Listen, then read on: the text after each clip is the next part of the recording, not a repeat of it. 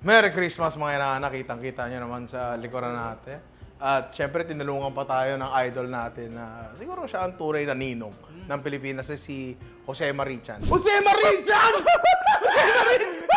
Hey, Ryan! Sergio Mari, it's an honor to have you dito po sa kitchen namin. Thank you. Hey Alvin, Christmas bonus, yung nangangati na. Parang pinupuli ka yung bulsa ko pa. You're stuck. Stuck? Not what? Stuck? Siguro, kailangan na nating medyo ipihit ng konti ang perspektibo natin sa panonood ng mga content na tulad nito. Ganito yung panahon na naghahanap na tayo ng pwedeng ihanda Diba? Alam ko, Setyembre pa lang. Mahaba ang Pasko sa Pilipinas So ngayon, panghanda ang gagawin natin. Uy, Wagyu! Kaya Alvin, Wagyu. Oy, Wagyu! Kasi Pasko na, bigayan. Yun, oo. Baby back ribs. Yan. Napakaganda ng baby back ribs natin. Knock. Ito. Alam mo na yan! Baby back ribs! Teka. Who's there? Alam ko yan. Baby ba? Who's there? Baby back ribs. Baby back Baby ribs. back ribs! And I got a boom. Entry mo. Baby back ribs. Ay, ikaw wala ka Tsaka na. Baka may maisip tayo entry.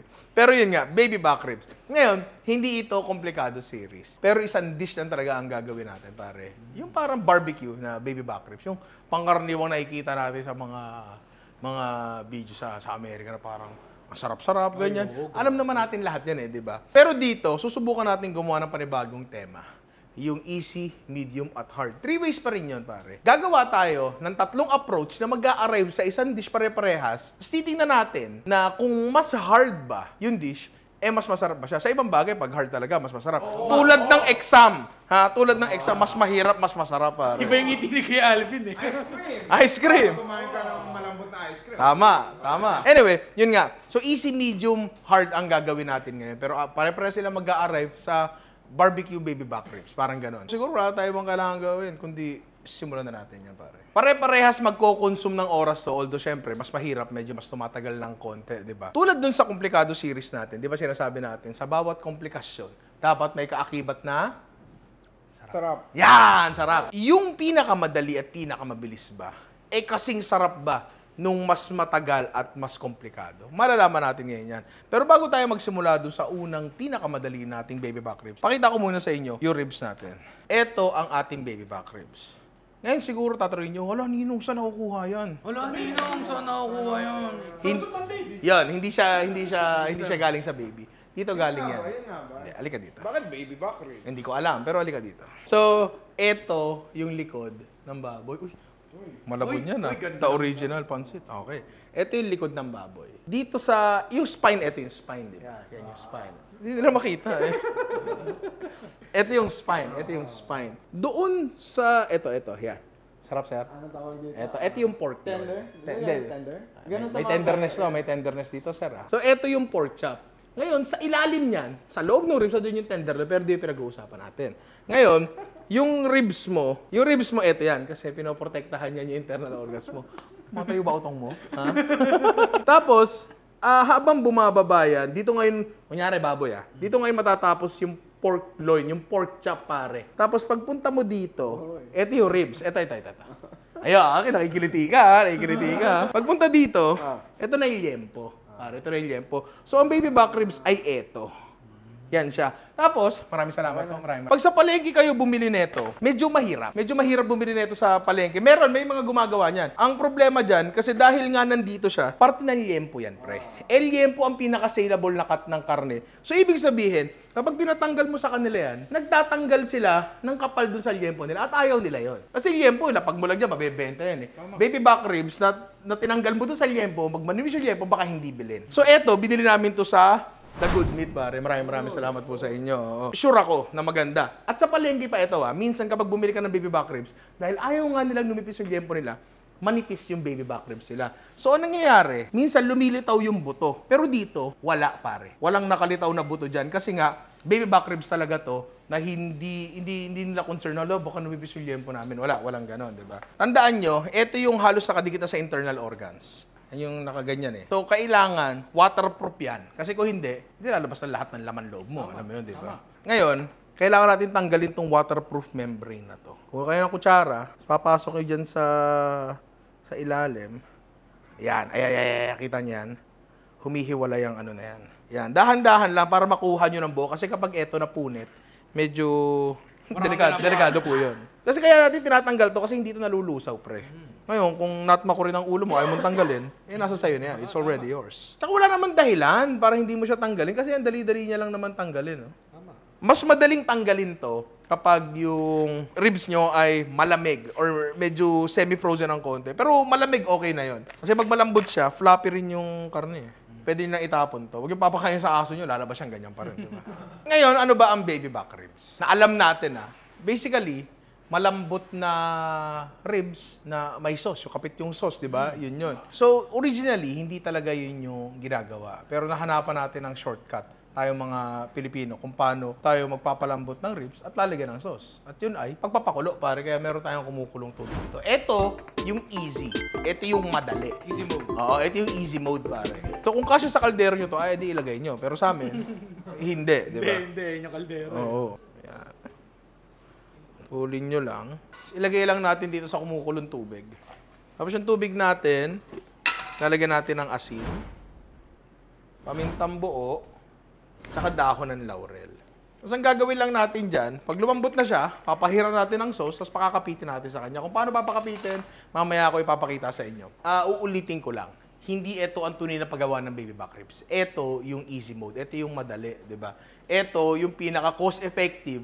Kasi, pucha dito sa kaldero namin, ang dami na may ilalagay na ribs yan di ba? Tapos walang masasayang masyado na sauce kasi lahat kapit sa kanya, ganyan, lahat ng ingredients basically makukonsume mo. Pero talaga bang mas masarap yung mas mahirap kaysa sa mas madali? Malalaman natin yan mamaya pag tinikman na natin. Ngayon, hintayin lang natin kumuluto at doon na tayo sa pangalawa natin, doon sa medium. Doon tayo sa ating medium, pare, na ang gagamitin naman natin ay oven. Yan pa yung konti sa aluminum foil. Uy! Kailangan natin ng aluminum foil, pare. Tapos, ilalatag lang natin yung ribs natin dyan. Yan. Tapos, kailangan natin gumawa ng mabilis na dry rub, pare. Madali lang to. Dahil hindi natin isusmoke to, kailangan natin ng smoked paprika, pare. Garlic powder. Ayan natin yan dyan. Kami nagtatanong paano daw hindi tumitigas yung garlic powder natin. Paano hindi tumitigas ang garlic powder? Yan. Binibili namin granulated. Tira mo to, yan. Yan. Oh, wala magro-roll yun ng pera dyan, ha? Kung pag-uusapan natin ay onion powder, matigas pa sa bungo ni Ian yan. Display na lang yan, Yan, lagay natin dyan. I-straight. Tira mo, pre, buo-buo talaga, pero baka naman pwede. Pwede. Ayan, yan gagawin nyo. Pero, dahil nga sa, sa sitwasyon na to, kahit lagyan mo ng silica gel yan, o kahit tumitigas talaga, pre. Wala, hindi na ako masyadong gumagamit ng onion powder. Meron kayang granulated onion powder, parang sa garlic. Paminta, pare. Safe na safe. Yan. Safe. Coriander powder. Hindi po gawa sa Korean, tulad po rin dati inaakala ni Alvin. Oo, Five spice. Konti lang. Subukan ko kung alam ko yung five spice Star anise, cloves, black pepper, cinnamon. What's the other one? Alam ko ba yung spice na yan? Oh. Tangina, para tayo nasa culinary school uli Isa-isa sa ilong. Oo nga, grabe. Hiwalay sa ilong. Uy! Uy! Iba yun! Nagagamit ba natin dito yan? Spice siya na 2 words. Pre. Meron kasi nagtatanong sa akin dito yung 5 spice, laman daw ng 5 spice. Bobo, bobo. Okay. Sige. Alam ko na po. Penalty. Tama! Yeah! Okay. Maraming salamat po dun sa tinawagan ko, Cola Friend. Asin, pare, lagay natin dyan. Ito yung dry rub na gagamitin natin para sa dalawa. Pero, specifically, ito yung gagamitin natin para dun sa huli. Pero kasi, para dito, hahatiin ko siya. Tamis. Yun yung kulang. Kasi, lalagyan ko to ng tamis. Kasi ito, okay lang siya na matamisan, pare. Kasi nakabalot naman siya ng foil. So yung ano niya, yung chances niya na masunog medyo mas maliit. Unlike mamaya sa huli natin gagawin, may chance na masunog talaga. Ng tokong buhay ito. Dati, kape ba to? Legit ba? Ng tokong buhay ito. Pero lagyan natin yun. Nagsasantok na asukal sa kutsara. Palitan na nga ito. Lagyan natin ang mustard din eh. Yan. Sir, unang trabaho. Opo. Habangan kita. Ha? Kailangan covered lahat. Kunyari meron lang kayo yung mustard na kulay dilaw. Okay lang yung kahit anong mustard pwede yan. Pwede natin lagyan ng dry rub. Yan. Medyo pat nyo lang ng konti. Ngayon, ang kailangan natin gawin ay ibalot pa ng mas matindi sa foil. Balot natin na ganyan. Kuha tayo ng tray. Lagay natin yan dyan, dahan-dahan. Tapos, nakikita nyo may rack. Nakikita nyo may rack. Para hindi nakasahid kasi nga may asukal nga to, para, diba? So, ilalagay na natin to dyan. At 180 degrees Celsius. Sa tagal na hindi ko alam, double check lang natin yan. So, okay na yan. Tansya ko mga ano to. Tansya ko lang mga 2 hours to. So, ngayon, doon na tayo sa pinakamatagal at tayo ay mag-smoke. So, para doon sa isusmoke natin, pare, lagyan din natin ng mustard to. Same din to, doon sa kanina. Yan. Tapos, ganoon din sa kabila. Ang gagamitin na dry rub natin dito is eto, yung walang asukal, pare. Tapos, dito, mas light lang yung dry rub. Kasi, ang gusto natin dito ay lumabas yung lasa ng smoke, pare. Kasi smoke natin siya, di ba? Doon sa isa, yung dry rub yung gusto natin lumabas sa lasa. Halos hindi nga siya rub eh. Oh, Mayor Browning, what is the wrong? Yung iba, ang ginagawa dito, pinapastay pa nila sa ref to for a while. Pero matagal na isasalang to, wala na rin tayo oras eh. Pwede na yan, laban na ako dyan. Tagal na malulutuin ito, so kakapit yan. So ngayon doon tayo sa ating smoker. So yung smoker natin, nakakargahan na namin ng uling. Alam nyo na yan. Kung hindi kayo pamilyar kung paano kargahan yung smoker, panoorin nyo na yan natin. Yung komplikadong manok. Komplikadong manok. Yan, uling, tapos nilagyan lang namin ng kahoy. Ang kahoy na ginagamit namin ngayon ay sandalwood. Ngayon, buksan na natin ang ating smoker. Yan. So, meron tayong drip tray doon na lalagyan natin ng tubig para lang hindi magtutong yung mga tutulo-tulo sa kanya. Tsaka para rin mapanatili nating humid at moist yung cooking environment natin, tsaka to help regulate the temp na rin. So, lagay na natin yung ribs natin dyan. Huwag masyadong magkadikit. Sakto lang. Yan. Dyan din. Buksan lang natin yung ating smokestack. Yan. For proper air circulation. At smoke muna natin to for at least 1 hour. At balik muna tayo doon, explain ko sa inyo kung ano talaga mangyayari.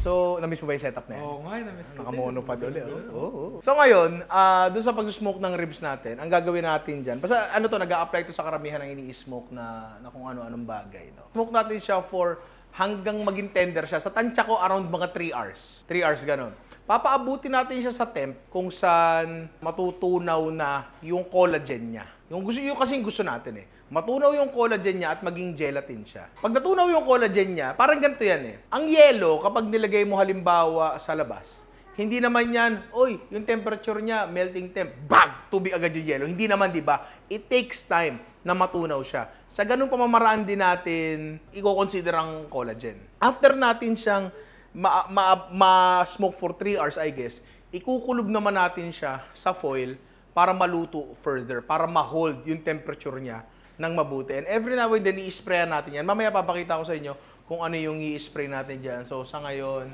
mag-ano muna tayo. Ikaw, gusto mo kong ipahiya sa maraming tao, gusto mo ako. Talaga, nag-wing tune ako eh. If I were a boy. Mga 1 oras na nakasalang to, pre. At ayan! Ngayon, kailangan na natin pahiran to, par. Kailangan natin ng sweet, tsaka slightly acidic siguro. So, meron tayo ditong release the naughtiness. Royal, pare. Baka maging makulit naman. Makukulit talaga to, pre. So, dito manggagaling yung tamis natin sa Royal. Siyempre, flavor na rin. At ang asim natin ay manggagaling dito sa, maraming salamat, mahiwagang kamay, sa suka. Safe na safe. Para akong elementary, nakatambay sa tindahan, umiinom ng roja, kumain ng chicharon, alam mo yun. So ito gagamitin natin ngayon. Gagawa tayo ng parang map, pare. Hindi nyo pwedeng brushin. Kailangan igaganon sa kanya. Oo. Kailangan talaga basang-basa kasi hindi nyo pwedeng i-wipe na ganun kasi nga matatanggal nga yung rub. Okay na yan. Sarap na uli natin. Masyado na maraming init yung nawala. At gagawin lang siguro natin yon every 30 minutes or so. Mga ganun siguro. So ngayon, pwede na tayo sa kusina at gawa na tayo ng mga sides natin, pare. Tumataginting. Hindi na makita yun eh. Ang lata at ang tansan ay kumakalansi.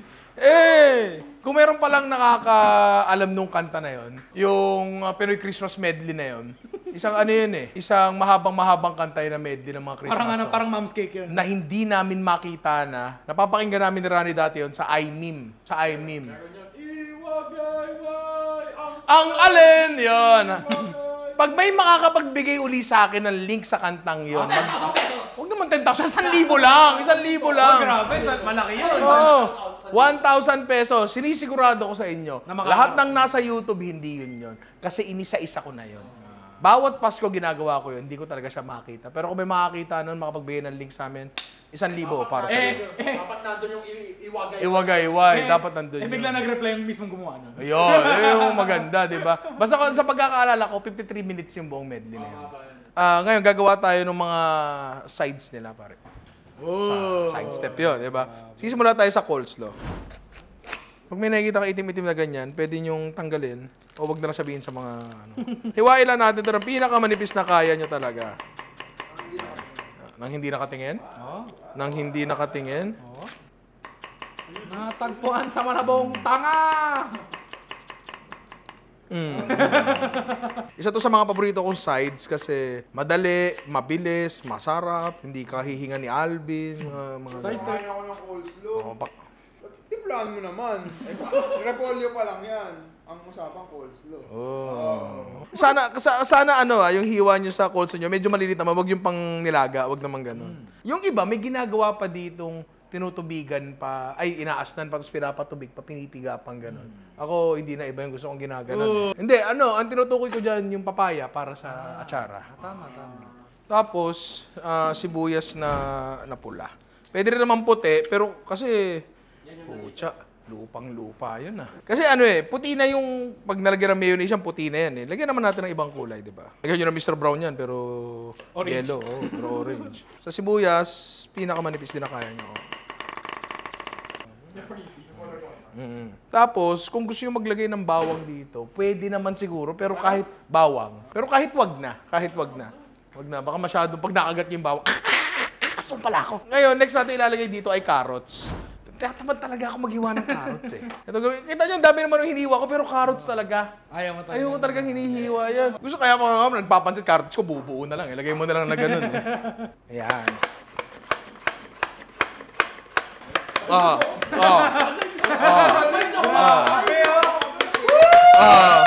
Diba? Sobrang pino. Diba? Pantay-pantay yan.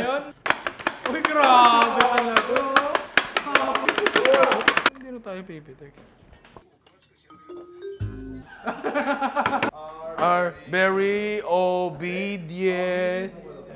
I will bring all of you some chestnuts and roses and chocolate.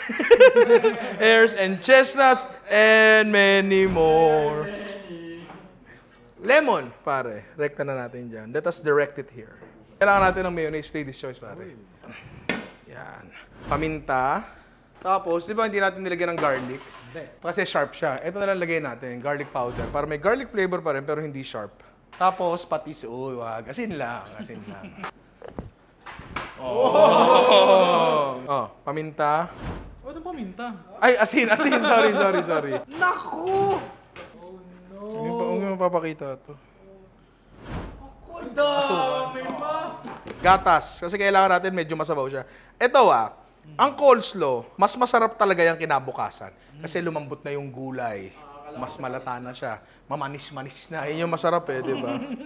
Talaga yun. Oo. Kasi ang gusto natin, magtubig yung yung repolyo. Ngayon, kaya ko siya nilalamutak na ganyan. Para lumabas yung niya, katas niya. And yun yung bubuo sa sauce, pare. Ayun, tira nyo.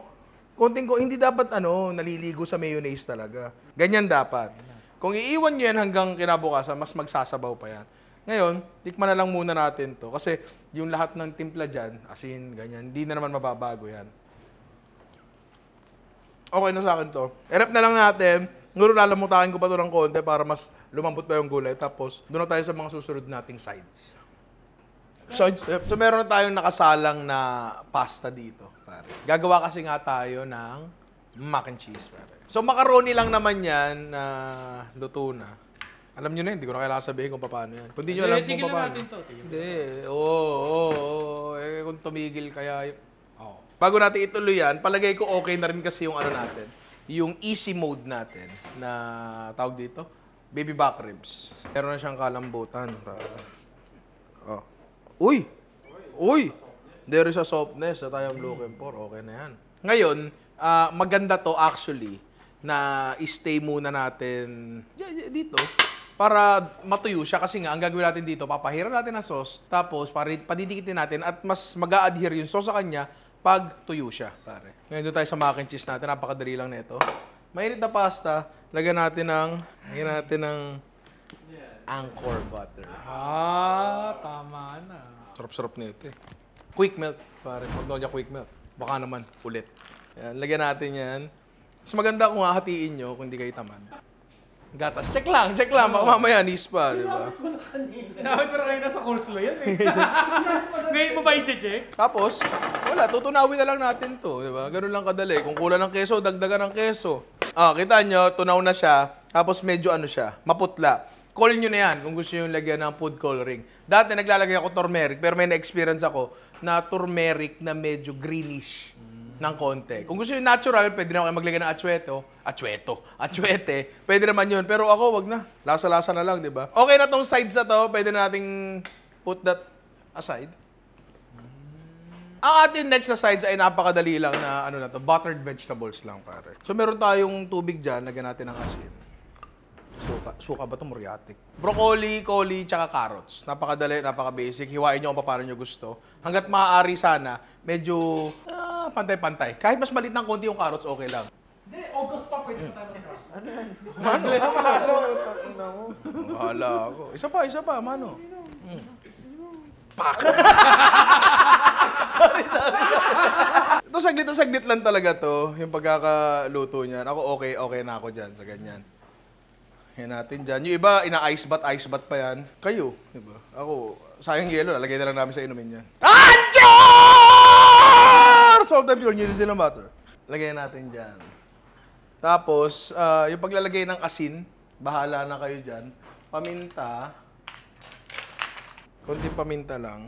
Tapos, ito, optional lang. Pero why not una chocolate poknat? Lagyan natin ng, garlic powder. Tapos, hintayin nyo matunaw, tapos tos-tos na lang na ganyan yan. Okay na yan, pare. Mamaya, halu-haluin nyo lang bago nyo i-serve. Tapos, meron pa tayong isang kailangan gawin. At yun ay... humingi ng patawad sa lahat ng kasalanan natin at barbecue sauce, pare. Siguro mga 2 hours na itong nakasmoke, na sakto, na wala na rin yung smoke namin. Pero nasa tamang temp pa naman tayo kasi, ayan o, marami pang uling yan. Ayan na siya. Napakaganda. So beautiful. Pero hindi pa siya tapos lutuin. Pagkatapos ng mga 3 hours of smoking, ipapasok ngayon natin siya sa foil. Tapos, usually lalagyan ko yan ng honey tsaka ng butter, pero this time, hindi na. Drop na lang natin yun dyan. Lagyan natin ng basting liquid natin na royal at suka. Tapos, sara natin yan. Tapos, ganoon din gawin natin doon sa isa. Maganda yung flex niya. Oh. Yan. So, ngayon, lulutuin pa natin to for another 1 hour para makuha natin yung tenderness na hinahanap natin. So ngayon, malapit na to. Check naman natin yung medium natin yung nasa oven. Side step. Check natin to para.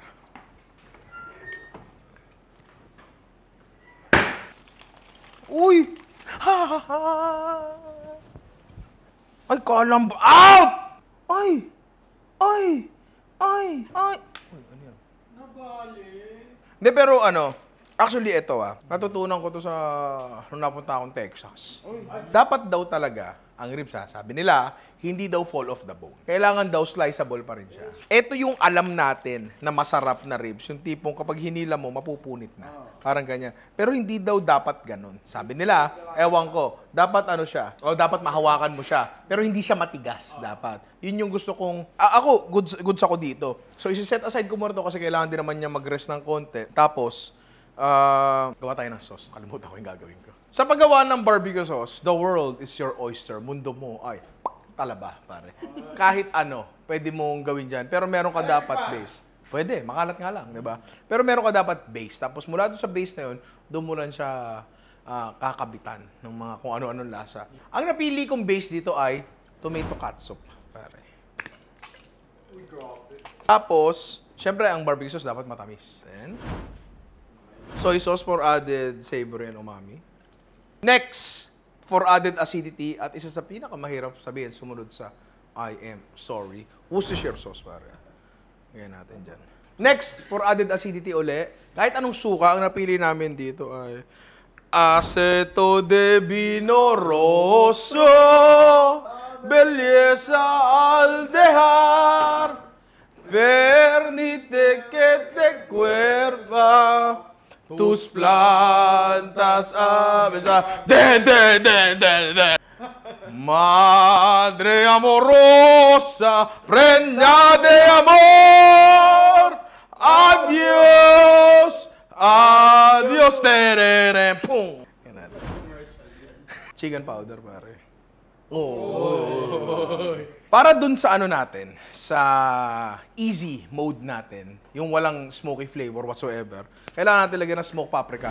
Pwede kayong gumamit ng liquid smoke, pero mas magandang wag na kasi yung liquid smoke, may pait siya. There is a slight bitterness. So dito lang tayo sa smoked paprika. Nandun yung smoky flavor, wala pa siyang pait, pare. Curry powder. Old Spice. Siguro, no, para hindi lang sayang, may mga natira tayong dito eh. Yung mga rub natin. Halos same ingredients din naman, di ba? Put it there.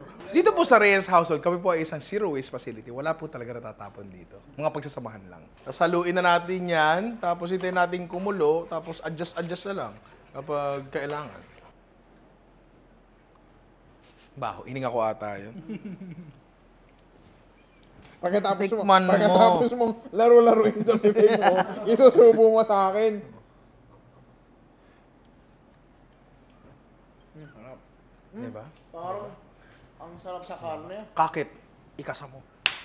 Hintayin na natin yung karne natin. Tama, di ba? Tama, kakit, ikasa mo. Hintayin natin yung karne natin, tapos buuin na lang natin. Tama. Eto na, pre. Yan. Uy, ang bango. Ayan! Nag-recede na ng konti yung laman at nakalawit na ng konti yung buto. Ay!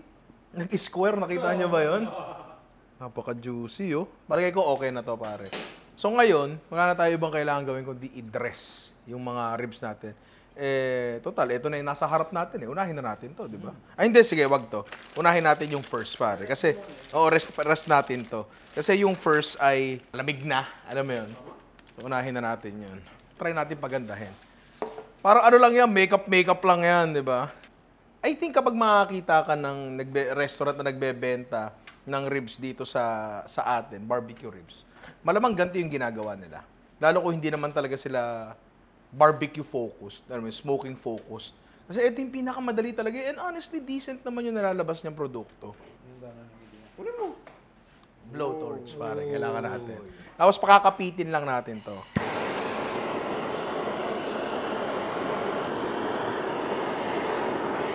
Tapos syempre sa kabila rin.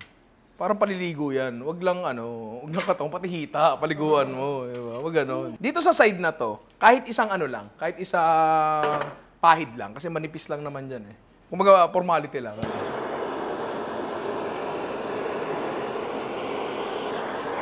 Yan. Tapos dahil mukha siyang dry, papahiran uli natin to, pero ano na lang. Parang... Yun! Ganyan na lang. Ganyan na lang. Yan. Ganire. Stack mo na. Yan. Ganda. Ay, ang ganda. Ay, wala pa. Para kunyari, healthy. Oo, di ba? Pagka-healthy chicken. Oo nga. Uy, grabe siya. Yan ang gusto natin, medyo nagsasabaw-sabaw. Pero kung bukas yan, mas masarap yan. Yan pare, at eto na ang ating ribs. Easy version.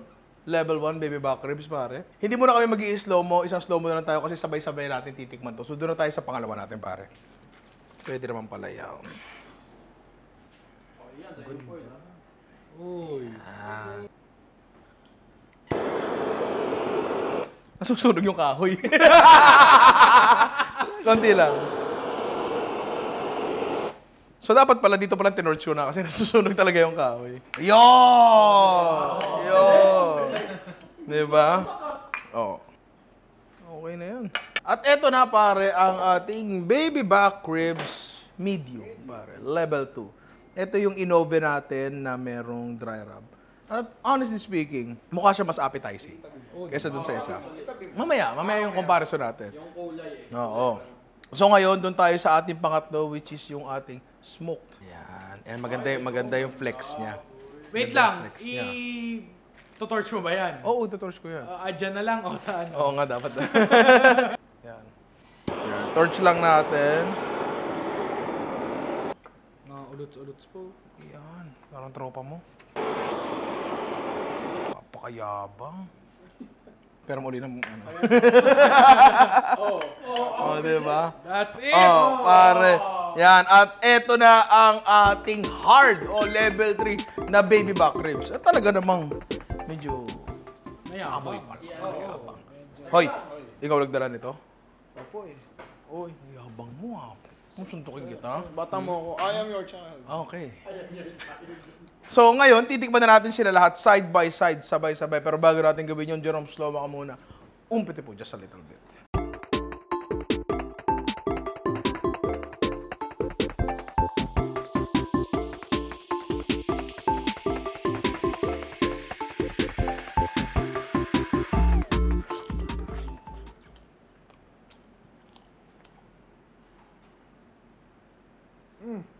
Oh. Nakaharap ay. Sarap ay. Kunin mo na yan. Masarap ko sa masarap. Okay. Masarap yung sauce, masarap yung pork. Pero ang nagiging problema ko dito, parang dalawang dish na nalalasahan ko, pre. Nalalasahan ko muna yung barbecue sauce, tapos maya-maya lasang nilaga na. 'Di ba? Yung gitna niya, lasang nilaga, lasang pinakulo ang karne talaga. Is that bad? Hindi naman siguro, pare. Kasi ito yung pinakamadali. Tsaka, pre, napakadali. Papakulo ka lang, sasarsa mo, blowtorch, walang oven, walang kahit anong kailangan. Tsaka tinan mo naman yan, paro. Malamig na yan, ha? Ay! Ay, ang aso'y magagalit. Walang ang linis niyan, par.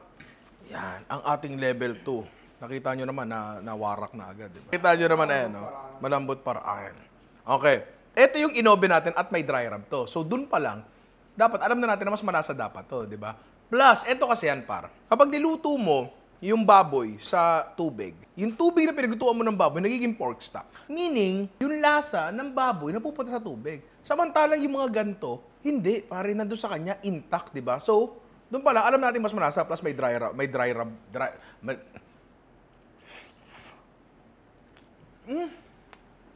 Unang labas si Jorge. Si George pala ang aming bagong PA. Tropa ni Amity, tropa ni Ian. Ikaw, nasabihan na kita. Kung ano mga ginagawa natin dito. Ayoko nang katarap. Ba't tumalayo ka? Andidiri ka sa akin. Dikitan mo ako. Yeah. Kang kabahan. Ako lang to. Ha? Dikot mo. Grabe sa mubo. May pagsipsip. Uy, grabe! Sarap kumain. Sarap. Sarap? Ano pa? Parang nakalimutan ko sa sarili ko dito ah. Pagod ka ba? Huwag ka na umuwi. Pero ano masasabi mo? Masarap. Sarap. Okay to. Okay to. Okay, kunin mo na yan. Hindi ko pwede subo yan. Mali siya yan, pare. So ngayon, dito, hindi mo lasa yung nilaga vibe. Hindi mo lasa. Kasi, alika nga dito, alika dito. Ah. Diba? Walang nilaga vibe, pare. Ang weird eh. May lasang nilaga talaga yung kanina eh. Pasok. Tama ka. Tsaka ang tagal din sinalang nito. Siguro, 2 oras. 2 to 3 mga ganon. hours. Parang, teka lang, hindi pala ako nakapag-comment sa mga sides natin. Sarap. Doon tayo sa pangatlo. The grand finale, pare. The final boss. Tumama na naman sa buto. Ayun. Uy. Alright. So, ito yung gitna niya, par. Yan. Ganyan yung mga ribs na nakikita ko sa mga pinapanood ko. Although yung sa kanila, merong smoke ring. Yung akin, wala. Bango, amoy mo agad yung pagka-smoke niya, di ba? Pero syempre, lahat siya nasa lasa. Paano natin to?